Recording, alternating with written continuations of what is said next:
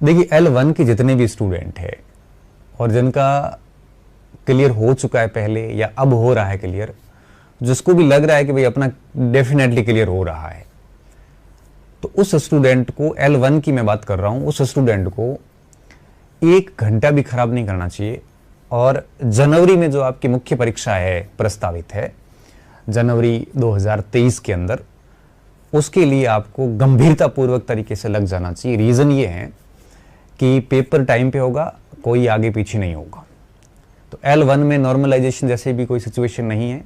और अब जो पुराना सिलेबस दिया हुआ है, जो बोर्ड ने पहले दे रखा है, तो उसको लेके आपको अपने प्रयास आरंभ कर देने चाहिए। और इस बार जैसा कि आपने देखा, NCERT को बहुत तवज्जो दी गई थी। जैसा कि मैं पहले भी कई बार कहता आया हूं कि जब भी माध्यमिक शिक्षा बोर्ड पेपर ले रहा हो और बोर्ड के सिलेबस में भी लिखा हुआ हो कि बोर्ड के पाठ्यक्रम के अनुसार पेपर बनेगा, तो हमें स्वाभाविक सी बात है उसको तैयार कर लेना चाहिए था। लेकिन कोई इश्यू नहीं, जो हुआ तो हो ही गया। खैर, अब आगे जो इसका जो L1 का जो मुख्य परीक्षा होगी, उसके लिए आपको अभी से प्रिपरेशन शुरू कर देनी चाहिए। और इस हेतु मेरी एक सजेशन यही है आप सभी को कि 8वीं तक की जो आपकी NCERT की वर्तमान की जो किताब है माध्यमिक शिक्षा बोर्ड में चल रही है, इनको आपको ठीक तरीके से पूरा कर लेना चाहिए। ये मेरा एक व्यक्तिगत सुझाव है आपको। मैं अभी L1 की बात कर रहा हूँ, मैं L2 पे भी आऊँगा थोड़ी देर में। तो आप सभी को L1 के अंदर जितने भी बिंदु है, जैसे चाहे वो सामाजिक विज्ञान का हो, किताब हो, सामाजिक विज्ञान की 4, 5, 7, 8 किताबें हैं, विज्ञान है, मैथमेटिक्स है और इंग्लिश भी है, सारी चीज़ें हैं उसमें। तो आपका पहला काम ये होना चाहिए कि जब तक डिटेल सिलेबस नहीं आता है, तब तक आपको L1 वालों को 8वीं तक की वर्तमान की जो NCERT की किताबें चल रही है, वो बढ़िया तरीके से तैयार कर लेनी चाहिए, ऐसा मेरा मानना है। अब अगर आप पात्र हो रहे हैं तो उसके बाद में जैसे ही आपका जब डिटेल सिलेबस आएगा, तो डिटेल सिलेबस को फिर आप कुछ पॉइंट्स जो NCERT में नहीं मिलते हैं, तो उसके लिए मार्केट से कुछ किताबें भी लाके कर सकते हो। लेकिन पहला काम आप NCERT की 8वीं तक की किताबें बढ़िया तरीके से पढ़ के और शॉर्ट में उसको नोट्स कर दो, ताकि क्या है कि अच्छे से बार बार पढ़ोगे, 4-5 बार, तो NCERT में बहुत ज़्यादा कुछ है नहीं। अगर उसको ढंग से पढ़ा जाए तो आराम से उसको क्लियर किया जा सकता है। अगर किसी को लग रहा है कि मेरा L1 क्लियर नहीं होगा, क्वालिफाइड नहीं है या फिर योग्य नहीं है हम, हो सकता है 90 नंबर नहीं आ रहे हो सकता है कि आपका STC कंप्लीट नहीं हुआ हो, ऐसे स्टूडेंट को LDC की जो वैकेंसी आने वाली है CUT की, उसके ऊपर लग जाना चाहिए। अगर आप CUT की प्रिपरेशन करोगे LDC की, तो डेफिनेटली वो सारा का सारा कंटेंट आपको LDC में, उसमें L1 में भी काम आ जाएगा, क्योंकि ऑलमोस्ट सेम सिलेबस है। गणित भी है, अंग्रेजी भी है, GK भी है, साइकोलॉजी को छोड़ के ऑलमोस्ट सारा सिलेबस सेम है।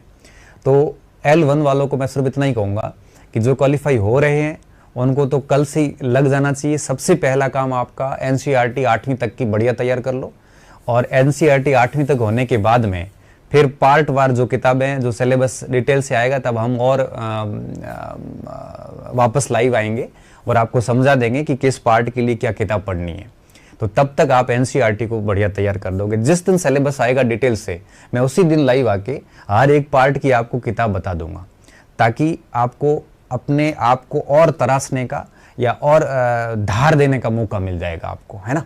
तो एक काम तो ये कर लेना कि जब तक पाठ्यक्रम आता तब तक आप NCERT तैयार कर लो, और जैसे ही पाठ्यक्रम नया आ जाएगा डिटेल से, तब हम नई कुछ किताबें बताएंगे, उसके बाद वो किताबें पढ़ना शुरू कर देना। तब तक आप NCERT का काम कर लोगे तो एक मन से शांति हो जाएगी कि भाई मेरा NCERT क्लियर हो चुका है। अब ये जो NCERT की ब्रीफ किताबें मिलती है ना मार्केट में, उनकी बजाय अगर आप मूल किताब पढ़ोगे तो ज़्यादा फायदा है। मेरा सिर्फ यही कहना है कि किताब अपने मूल रूप से जो पाठ्य पुस्तक चल रही है वो पढ़िए। आप ये मत पढ़िए कि मार्केट से कोई ब्रीफ लेके आ जाए, ये मत पढ़िए। मूल किताब पढ़ोगे तो ज़्यादा फायदा होगा। तो NCERT पहले कर लो, पहले चरण में, और सेकंड चरण जो आपका आएगा, पहले एक 1-1.5 महीने में NCERT को निपटा दो। आप ये मान के बैठ जाओ आज ही कि अगस्त में NCERT को पूरा करना है। उसके बाद में सितंबर, अक्टूबर, नवंबर में कुछ एक्स्ट्रा चीज़ें जैसे राजस्थान GK की वगैरह, क्योंकि कुछ बच्चों के दिमाग में ये बात भी है कि इस बार RMSS भी पेपर करवा रहा है, तो डेफिनेटली NCERT से न दे, हार्ड पेपर भी दे सकता है। तो कोई फ़र्क नहीं पड़ता, क्योंकि एनसीईआरटी को बढ़िया तैयार कर लेते हैं तो उसके बाद में आगे के जो 3-4 महीने होंगे तो उनको हम बढ़िया तरीके से कर सकते हैं, डिटेल से भी कर लेंगे, तो उनको तो तैयारी शुरू कर देनी चाहिए। जैसे ये हो जाता है ना एनसीईआरटी वाला, तब तक तो आपके क्या है ना कि सारी चीज़ें क्लियर हो जाएगी, डिटेल से सिलेबस भी आ जाएगा, तो उसके बाद में बढ़िया और मैं किताबें आपको बता दूंगा, उसको लेके आप आराम से पढ़ सकते हो। ठीक है, तो ये चीज़ें हैं। इसके अलावा राजस्थान जीके वगैरह है तो उसमें भी 9वीं 10वीं की किताबों में राजस्थान जीके भी खूब आ रहा है, और इसके साथ में कोई एक आदि आप गाइड किताब भी पढ़ सकते हो। माध्यमिक शिक्षा बोर्ड में राजस्थान जीके खूब है। तो पेपर जो 3rd ग्रेड का बन रहा है ना, तो मोस्टली आपके इन पुस्तकों से ही बनना है। ठीक है, अब इस बार RMSSB बनाएगा तो थोड़ा सा उम्मीद है कि वो थोड़ा सा पेपर टफ भी बनाए, तो ज़्यादा कोई दिक्कत वाली बात नहीं आएगी। और एक बार मुझे और लाइव आना पड़ेगा, जिस दिन डिटेल से सिलेबस आएगा उस दिन मैं आपको बढ़िया तरीके से सारी चीज़ें और समझा दूंगा। इससे ज़्यादा मैं कुछ नहीं कर पाऊंगा। उस समय मैं आपको कोर्स भी बता दूंगा कि किताबें भी बता दूंगा। और अभी आपको NCERT का 6ठी से शुरू कर देना चाहिए, चाहे आप L1 के हो चाहे L2 के हो। और अगर आप 2nd ग्रेड और 1st ग्रेड की पहले से करते आ रहे हैं तो आपको देखना नहीं है। ठीक है, NCERT से क्या पढ़े, NCERT पूरी पढ़ो भाई। NCERT के अंदर क्या छोड़ोगे आप, क्योंकि NCERT के सारे टॉपिक ही कोर्स में है। उन्होंने लिखा है आपका विषय। अब जैसे सामाजिक का स्टूडेंट है तो सामाजिक की विषय शब्द लिखा हुआ है। अगर आप L1 के हैं तो भी आपके शिक्षण विषय लिखे हुए हैं, तो उसमें पढ़ना तो आपको पूरा ही है। और केवल शिक्षक भर्ती को समर्पित हैं। इन बच्चों को क्या करना चाहिए, इन बच्चों को अभी 6ठी क्लास से NCERT शुरू कर देनी चाहिए। और L1 के जो बच्चे हैं उनको तो 8वीं तक आके रुकना है, और L2 के जो बच्चे हैं उनको आगे बढ़ना है, 11वीं 12वीं तक की किताबों तक जाना है। टाइम खूब पड़ा है, आराम से कर लोगे तो सारी चीज़ें जो है वो क्लियर हो जाएगी। रही बात कोचिंग वगैरह की, तो कोई एक आधा पार्ट अगर किसी से पढ़ लेते हो तो अच्छी बात है। और अगर आपको अच्छे से NCERT समझ में आ रही है तो कोचिंग की भी ज़रूरत नहीं है। ये अब आपके ऊपर है, आपको करनी चाहिए कि नहीं करनी चाहिए।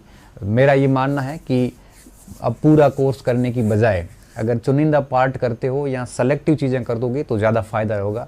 नहीं तो क्या है कि कोचिंग में क्या आप 8-8 घंटे बिगाड़ोगे तो रिवीजन का टाइम नहीं मिलेगा। और अभ्यास करते रहो बराबर टाइम पे, तो सारी चीज़ें जो है अच्छी तरीके से हो जाएगी। और ये कुछ बातें थी, उम्मीद है आपको ठीक तरीके से सारी चीज़ें समझ में आ गई होगी। और जब तक कंप्लीट सिलेबस नहीं आता तब तक हम ज़्यादा कुछ डिटेल से बता नहीं पाएंगे। पर मेरा ये मानना है कि आपको NCERT को पूर्ण रूप से पढ़ना शुरू कर देना चाहिए। जो भी 3rd ग्रेड के बच्चे तैयारी कर रहे हैं मैं उनकी बात कर रहा हूँ, जो शिक्षक भर्ती की कर रहे हैं उनकी बात कर रहा हूँ। जो पढ़ रहे वही पढ़िए। और अगर आप मुख्य परीक्षा की कर रहे हैं तो आपको NCERT की तैयारी 3rd ग्रेड वालों को स्पेशली करनी चाहिए। ठीक है, प्रोफेसर की वैकेंसी आने वाली सितंबर में आ जाएगी। और इसके अलावा ठीक है, सारी बातें ऑलमोस्ट हो गई है। और जल्दी वापस मैं एक बार लाइव फिर आऊँगा। जैसे ही सिलेबस आएगा उस दिन विश्लेषण करने के लिए आऊँगा, उससे पहले मैं वापस लाइव नहीं आऊँगा। तब तक के लिए आप बढ़िया पढ़ाई कीजिए। और मुझे उम्मीद है कि तब तक आप NCERT की कम से कम 8वीं तक की क्लास है बढ़िया तरीके से पूरी कर ही लोगे।